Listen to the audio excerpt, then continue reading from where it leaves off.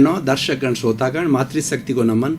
Channel 24+ news के खास विशेष हमें एक अच्छी दिशा देने वाला, हमें एक अच्छा इंसान बनाने वाला, एक अच्छा समाज बनाने वाला, एक अच्छा राष्ट्र बनाने वाला, एक अच्छा विश्व बनाने वाला, वसुधैव कुटुंबकम की जो हमारा कॉन्सेप्ट है उसको पैदा करने वाला, उसके गुण देने वाला, उसके टिप्स बताने वाला पुनरुत्थान कार्यक्रम में आप सभी का हार्दिक स्वागत है, अभिनंदन है, सत्कार है। पुनरुत्थान कार्यक्रम में हम प्रतिदिन नए नए विषय के साथ प्रवेश होते हैं और हर विषय की आप गहराई में जाएं तो कुछ न कुछ नया मिलेगा, कुछ न कुछ जीवन के निर्माण का नया टिप्स मिलेगा, जीवन के निर्माण की नया दिशा मिलेगा, क्योंकि सारे विषय शोध परख रखे जाते हैं और शोध परख रूप से प्रस्तुत किए जाते हैं और उसी हिसाब से इसका चयन किया जाता है। तो आज हम एक बहुत व्यवहारिक प्रैक्टिकल विषय को लेकर के जो हमारे जीवन के अंदर आना चाहिए, जीवन तो होना चाहिए, वो विषय आपके सामने प्रस्तुत कर रहे हैं।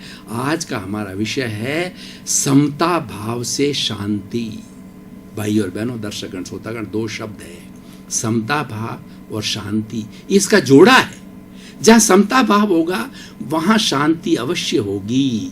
ये एक दूसरे के पूरक है, एक सिक्के के दो पहलू हैं और एक दूसरे से जुड़े हुए हैं, इसीलिए इन दोनों का तारतम्य है, तादात्म्य है। अब हम दोनों का जो है अलग अलग से डेफिनेशन करेंगे, इन दोनों का जो हम विश्लेषण करेंगे, इसको गहराई में जाकर के समझेंगे कि समता भाव किसे कहते हैं।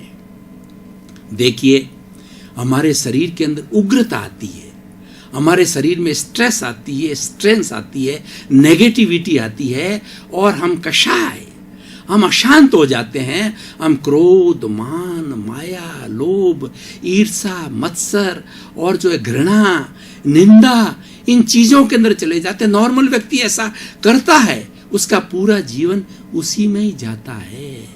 और जो व्यक्ति साधक होता है, चिंतनशील व्यक्ति होता है, जिसने अपनी दिशा को मोड़ दिया होता है, तो वो इसकी प्रतिरोधात्मक शक्ति के रूप में जाता है। नेगेटिविटी की प्रतिरोधात्मक शक्ति है, वो है समता भाव।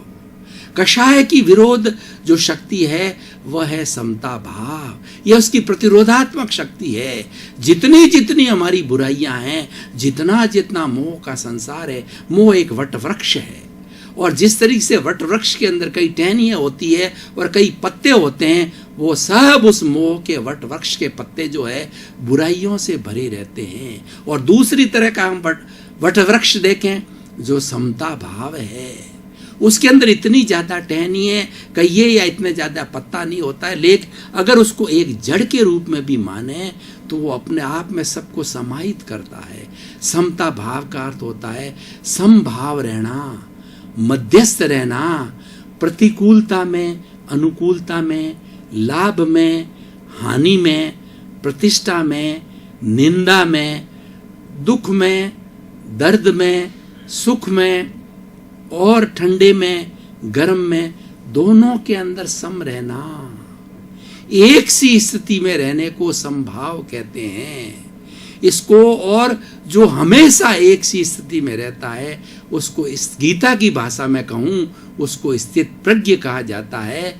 उसने दोनों को एक सा मान लिया, वो मध्यस्थ हो जाता है, दोनों से प्रभावित नहीं होता है, दोनों को एक जैसा मानता है। तो इसीलिए जो है, जैसे एक माँ होती है, माँ के दो बेटे होते हैं, दोनों बेटों को वो एक ही नज़र से देखती है, उसके कोई अलग से चश्मा नहीं है, उसके प्रियता अप्रियता की आंख नहीं है, उसके समता की आंख है, दोनों को एक भाव से देखती है, वह समभाव कहलाता है।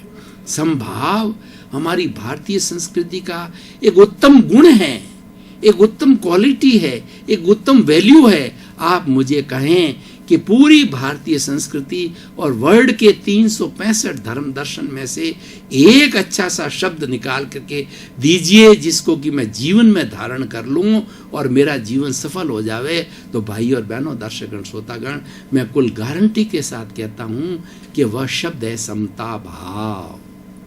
यानी आप हर परिस्थिति में एक से रहिए। हम कष्ट में क्यों आते हैं, हम दुख में सुख में क्यों जाते हैं, क्योंकि समता भाव में नहीं रहते। हम राग द्वेष कर लेते हैं, प्रियता अप्रियता कर लेते हैं कि जो चीज अच्छी लगी उसमें प्रिय भाव बताते हैं, और जो चीज़ अच्छी नहीं लगी उसमें द्वेष के भाव बताते हैं। इसीलिए प्रियता अप्रियता का जो हमारा चश्मा जो है, प्रियता अप्रियता का दो तरह के चश्मा जो है, वह दो तरह के लेंस है, वो हमें भटकाता है।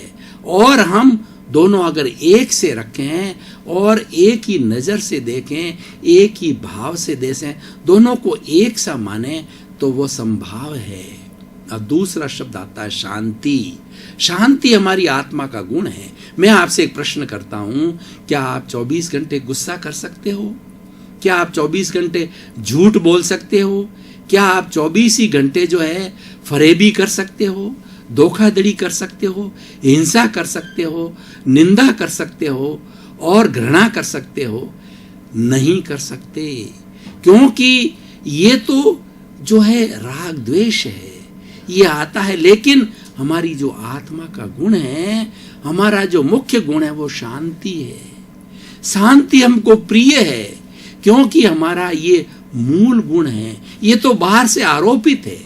ये जो राग द्वेष है, अक्षमता भाव है, ये बाहर से आरोपी है, ये अशुद्धि है, ये कर्म रज है, ये बुराई है, ये गंदगी है। जब हटा दिया जाता है, सोना है, अगर मान लो वह सोने के ऊपर मिट्टी पड़ी हुई है, उस मिट्टी को आप हटा दो। हीरा है, हीरे के ऊपर अगर मिट्टी आई हुई है, कीचड़ आया हुआ, तो उसको हटा दो, तो हीरा चमकने लग जाता है, सोना चमकने लग जाता है, क्योंकि वो उसका ओरिजिनल रूप है। वो उसके ऊपर जो आई थी वो टेम्परेरी थी, वो मिट्टी एक तरह से जो है उसकी अशुद्धि थी, उसको दूर करते हुए चमकने लग जाता है, चाहे हीरा हो चाहे सोना हो।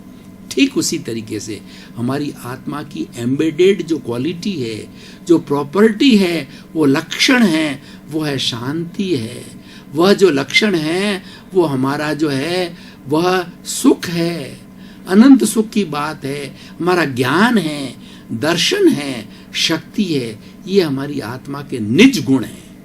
बहुत अगर सही शब्द में यूज करूं तो ये निज गुण है। शांति हमारी आत्मा का निज गुण है, इसीलिए हमको प्रिय लगता है।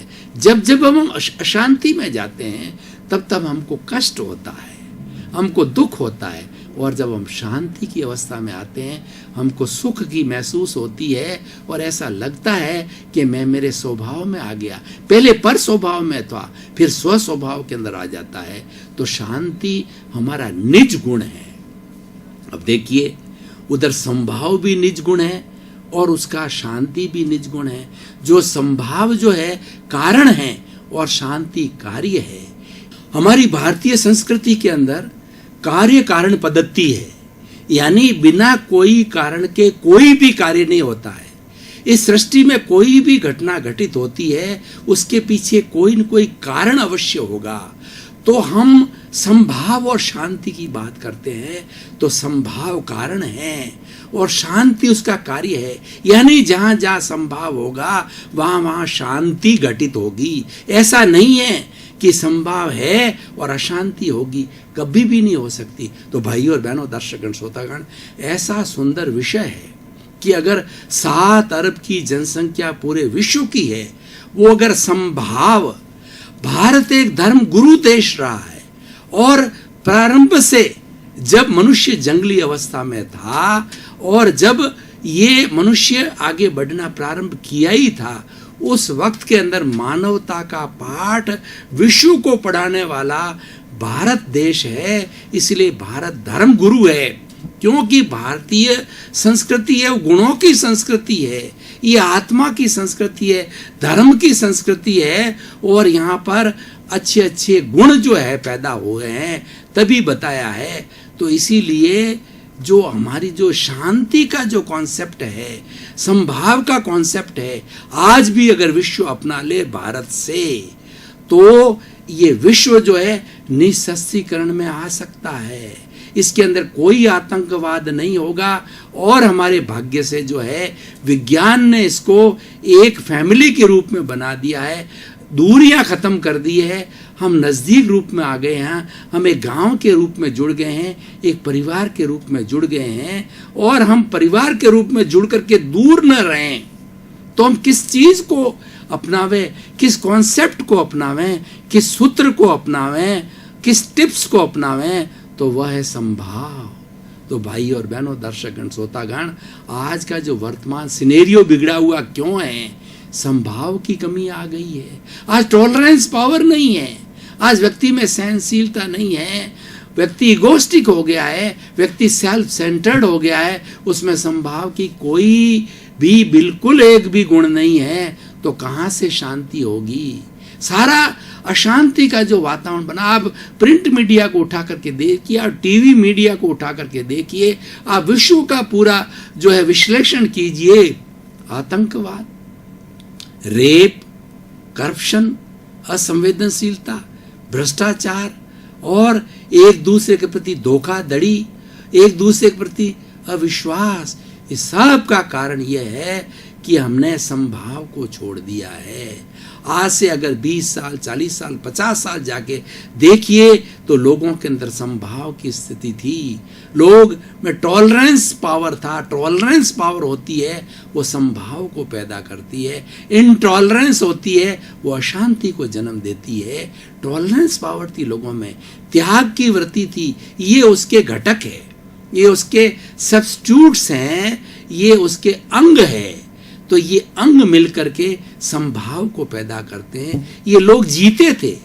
आज से 50 साल पहले लोगों का जीवन सादगीमय था, उदारपूर्ण था, मैत्रीपूर्ण था, लोग एक दूसरे का सम्मान करते थे। और मैं एक रूपक की भाषा में बात कहूँ तो अर्थमेटिक में आता है, एक सेंटर से एक ही वृत्त खींचा जाता है। तो जो सेंटर होता है वो आकर्षण का केंद्र होता है, उसके आकर्षण के केंद्र में मनुष्य था, मानव था, मानवता थी, मानवीय गुण थे। लेकिन आज सिनेरियो बदला। आज धन को, और पुराने जमाने में जो परिधि है उस परिधि पे हमारे साधन थे, हमारे धन था, संपत्ति थी, सारे साधन जो है परिधि पे थे, लेकिन मनुष्य सेंटर में था। लेकिन आज इस लोलुपता ने, इस जो है इगोस्टिक पने ने, और इसने अर्थ को अधिक महत्व देने के कारण मनुष्य को जो है सेंटर से पटक करके परिधि पे डाल दिया। और परिधि पे जो हमारा अर्थ था, हमारे जो साधन थे, उसको जो है सेंटर में ले आए। तो उससे क्या हो गया? उससे उल्टा हो गया। येन केन प्रकारेण धन को कमाओ। धन है, संपत्ति है, ये एक सिंबल बन गया स्टेटस का। सोसाइटी में स्टेटस सिंबल है, अर्थ हो गया है।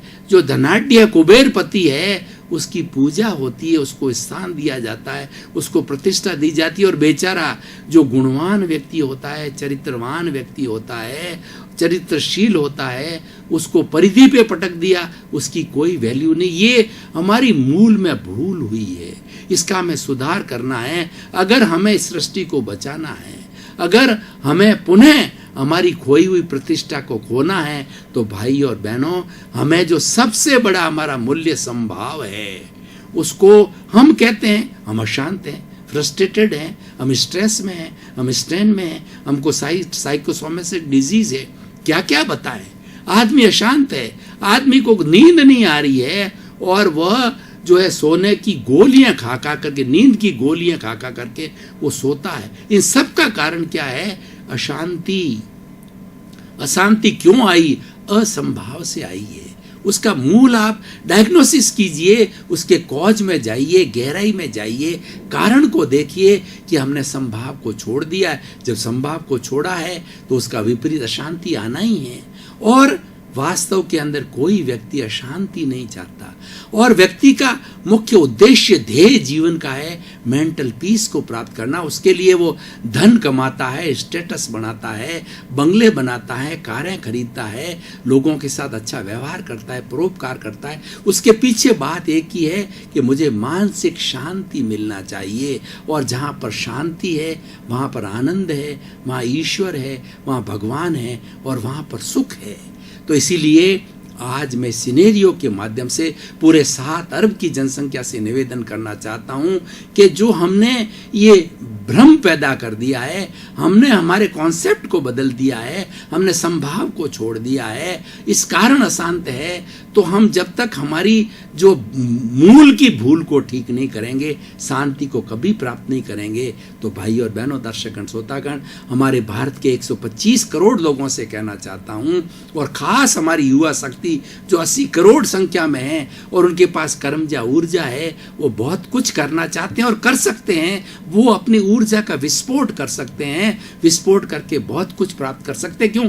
जो हमारी तरुण अवस्था है, हमारी जो युवा अवस्था है, हमारी जो जवानी की अवस्था है, उसमें मैक्सिमम फुल एफिशिएंसी से बॉडी काम करती है, माइंड काम करता है, बॉडी की फैकल्टीज काम करती है। वो कुछ होना चाहता है, कुछ पाना चाहता है, उसमें ललक होती है 50 वर्ष की उम्र तक, और उसके बाद में धीरे धीरे लाइफ सेटल हो जाती है। और बुजुर्ग अवस्था में व्यक्ति कुछ कर नहीं सकता, कमज़ोर हो जाता है, इंद्रियां कमज़ोर हो जाती है, शरीर साथ नहीं देता है, सुनाई नहीं देता है, दिखता नहीं है, तो वो क्या करेगा, पूरा चल नहीं सकता। तो भाई और बहनों, दर्शकगण, श्रोतागण, हमें शांति की स्थापना करनी है, हमें सुख की स्थापना करनी है, और उसकी स्थापना करने के लिए हमारा पुराना कॉन्सेप्ट है, वो हमें संभाव को प्राप्त करना होगा। और ये इजी है, उसके लिए अभ्यास किया जाता है। कहा जाता है करत करत अभ्यास के जड़मती होत सुजान, रसरी आवर जान के और सल पर पड़त निशान।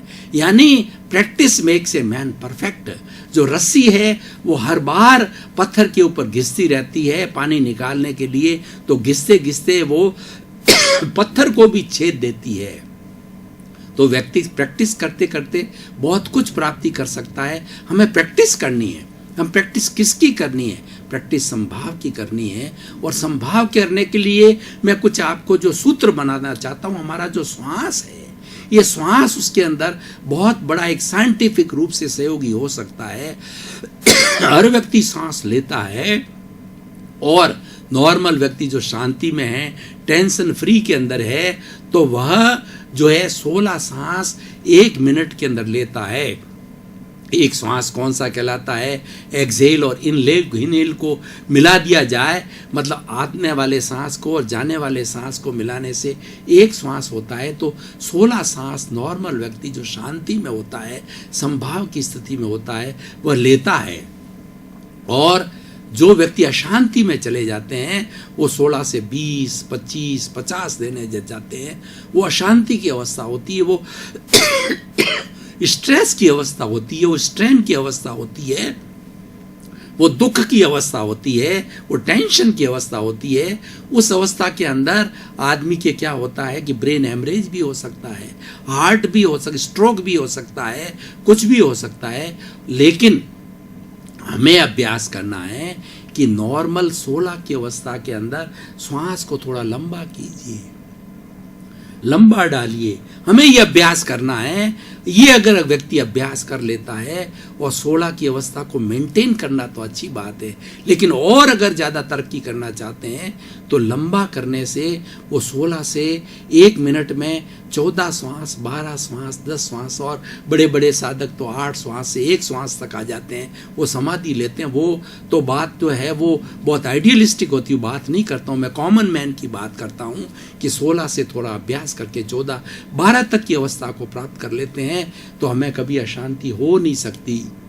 हम कभी भी असंभाव की स्थिति में जा नहीं सकते, हम कभी भी राग द्वेष की अवस्था में जा नहीं सकते। हर वक्त के अंदर संभाव के अंदर रहेंगे, तटस्थ रहेंगे। चाहे हमें कोई गाली देता है, हमें कोई फर्क नहीं पड़ता, हमें कोई प्रशंसा करता है तो कोई फर्क नहीं होता है। तो ये कुछ लोग क्या होते हैं, गॉड गिफ्ट होती है लोगों को कि संभाव की अवस्था उनकी जन्म से आती है। हमको अर्जित करने के लिए श्वास का उपयोग करना चाहिए, ये सबसे सर्वोत्तम है। और श्वास बेचारा 24 घंटे चलता रहता है, हमारा साथी है, और बहुत ईजी है, बहुत इजी तरीके से किया जा सकता। आप घड़ी लेकर के नापिए, थोड़ा सा अभ्यास करके श्वास को लंबा खींचिए और लंबा डालिए। ये थोड़ा थोड़ा रोज बैठ करके करिए, ज़्यादा दबाव नहीं डालना है। जब श्वास जो लिया जाए तो हमारे यहाँ जो पेट फूलना चाहिए, और जब श्वास छोड़ा जाए तो पेट सिकुड़ना चाहिए, ये उसका इंडिकेशन है। तो उसको हम प्राप्त करके और संभाव की स्थिति को प्राप्त कर सकते हैं। क्यों? कि आप कहेंगे, और श्वास हर व्यक्ति लेता है, हर प्राणी लेता है, और श्वास लेना बंद हो जाता है और राम नाम सत हो जाता है। तो आप कहेंगे आप थ्योरी बताते हैं, मैं थ्योरी नहीं, हर थ्योरी के साथ मैं प्रैक्टिकल देता हूँ। इसीलिए हमारा ये विषय शोधप्रक होता है, होलिस्टिक होता है। तो मैं श्वास का प्रयोग आपको डंके की चोट कह सकता हूँ। मैं कई वर्षों से इसका पिछले 40 वर्षों से इसका प्रयोग कर रहा हूँ, लोगों को बता रहा हूँ और करवाता हूँ, और मेरे स्वयं के अंदर बहुत परिवर्तन आता। हर परिस्थिति में मैं अपने आप को एक सा महसूस करता हूँ। बहुत ज़्यादा क्रोध की स्थिति कभी नहीं आती, अहंकार की नहीं आती, माया छल कपट निंदा में घृणा होने लग जाती है, प्रायश्चित होने। मैं ये नहीं कहता कि मैं ईश्वर बन गया हूँ, परफेक्ट हो गया हूँ, मैं 100% की बात नहीं कर सकता, पर मैं 90% 80% की बात करता हूँ। वो भी अच्छा है कि उस स्थिति में अगर स्थिति थोड़ी सी मोमेंटरी बन भी जाती है तो मन में प्रायश्चित चालू हो जाता है। क्यों निंदा करते हो किसी की, क्यों किसी को अपशब्द बोलते हो, क्यों किसी के भाव बिगाड़ते हो। तुरंत निंदा होती है, क्योंकि प्रज्ञा जो बुद्धि के ऊपर प्रज्ञा होती है वह बैठ चुकी है, और वो हमें गलत रास्ते नहीं लगाती। जो भटकाती है वो बुद्धि भटकाती है, और बुद्धि के कारण ये सारा असमता भाव होता है, अशांति होती है। तो हमें बुद्धि के ऊपर प्रज्ञा को बिठाना है, और ये साधना के द्वारा बिठाया जा सकता है। तो भाई और बहनों, दर्शकगण, श्रोतागण, अब समय की अल्पता को देख करके मैं हमारी जो पुनरुत्थान कार्यक्रम की परंपरा है कि इसको वर्तमान के सिनेरियो के ऊपर कसा जाए, कसौटी पर कसा जाए, और देखा जाए कि इसकी क्या सोशल यूटिलिटी है, क्या रिलीवेंस है और क्या प्रासंगिकता है। तो आज के युग के अंदर अगर हमें बदलाव लाना है, हमें मानव जाति को सुधारना है, संसार को समाप्त होने से, आज संसार जो है वो नाश होने के कगार पर खड़ा है। आज इतने एटम बम, अणु बम बन गए हैं कि 7 अरब की जनसंख्या को 7 मिनट में समाप्त किया जा सकता है। उसे हमें रोकना है। भाई और बहनों, दर्शकगण, श्रोतागण, आपका बहुत बहुत धन्यवाद, आपके प्रति कृतज्ञता, साधुवाद, और आपकी वजह से पुनरुत्थान कार्यक्रम प्रसिद्धि को प्राप्त हो रहा है। पुनरुत्थान कार्यक्रम टॉक ऑफ द टाउन बन रहा है। आप इसको देख रहे हो, लोगों को प्रमोट कर रहे हो। रोज बराबर देखते रहिए। प्रतिदिन आपको जो है अच्छी अच्छी खुराक मिलेगी, अच्छे अच्छे नए विषय मिलेंगे, और कोई न कोई जीवन निर्माण की नई बात मिलेगी। पुनरुत्थान कार्यक्रम चाहता है कि आपका जीवन आनंदमय हो, मंगलमय हो, शुभ हो, सुखमय हो, परिवार के साथ में खूब आनंद से अपना जीवन यापन करें।